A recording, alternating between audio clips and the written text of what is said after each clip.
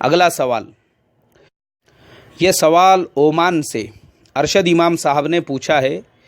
انہوں نے کہا مولانا ہم لوگ یہاں اومان میں جاب کرتے ہیں، لیکن جہاں پر ہم لوگ کھانا کھانے کے لیے جاتے ہیں وہاں پر میز میں جو کھانا آتا ہے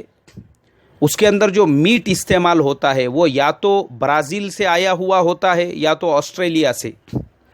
اب ہم لوگ جو ہے سخت تشویش میں مبتلا ہے کہ اس میٹ کو، اس گوشت کو ہم لوگوں نے استعمال کرنا چاہیے یا نہیں کرنا چاہیے، اس لیے کہ اس پہ لیبل تو حلال کا ہوتا ہے۔ بھئی ہمارے ارشد امام صاحب عرب ملکوں کے اندر بہت ساری ایسی کمیٹیاں ہیں گورنمنٹ کی جو یہ طے کرتی ہے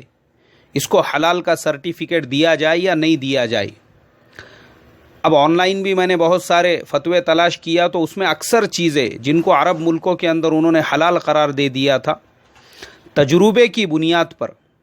جب میں نے اس کی تحقیقات کی تو پتہ چلا کہ وہ حلال ہے ہی نہیں۔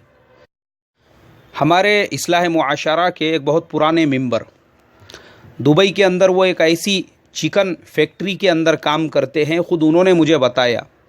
کہ اس چکن فیکٹری کا جو پروڈکشن ہے اس کے باکس پر حلال تو لکھا ہوا ہوتا ہے لیکن پوری کٹنگ وہ مشینوں کے ذریعے سے ہوتی ہے، مشینوں سے پورا کام ہوتا ہے۔ بولے میرے آج تک سمجھ میں نہیں آیا کہ یہ مشینوں سے کٹائی کیا ہوا جو چکن ہے مارکیٹ میں جو بک رہا ہے اس کو حلال کا سرٹیفکیٹ کون سے حساب سے دیا گیا۔ تو اس کے لیے میرا مشورہ آپ سے یہی ہے، چونکہ عرب ملکوں کے اندر آج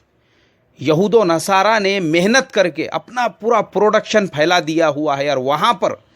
یورپین کنٹریز اور ویسٹرن کنٹریز اور ساؤتھ امریکن کنٹریز سے جتنا بھی پروڈکشن آتا ہے وہ تمام کیا تمام مشکوک ہوتا ہے۔ میں صراحتاً اس کو حرام نہیں کہہ سکتا ہوں لیکن مشکوک ہوتا ہے، اس میں کوئی شک کی بات نہیں ہے۔ اور ہمارے بزرگوں نے لکھا ہوا ہے جو چیز مشکوک ہو اس سے پرہیز کرنا بہتر ہے۔ ہاں میں ایک چیز کی گارنٹی لیتا ہوں کہ جو گوشت انڈیا پاکستان سے وہاں پر آتا ہے اس کے حلال ہونے میں رتی برابر کا شک شبہ نہیں ہے، وہ بالکل حلال ہے، بنداس آپ اس کو استعمال کر سکتے ہیں۔ اس لیے کہ انڈیا میں جہاں جہاں سے گوشت سپلائی ہوتا ہے میں نے پریکٹیکل وہاں پر وزٹ کر کے یہ تمام چیزیں دیکھا ہوں، تو ماشاءاللہ ان کے یہاں پر اس چیز کا خصوصی اہتمام ہوتا ہے کہ بھئی جانور کو حلال طریقے سے ذبح کیا جائے۔ لیکن اس کے علاوہ جیسے آپ نے آسٹریلیا وغیرہ بتایا ہوا ہے تو وہاں کے گوشت کے حلال ہونے کی کوئی گارنٹی نہیں ہے۔ اللہ میری تمہاری حفاظت فرمائے، تو بہتر یہی ہے جو چیز مشکوک ہے اس سے پرہیز کیا جائے۔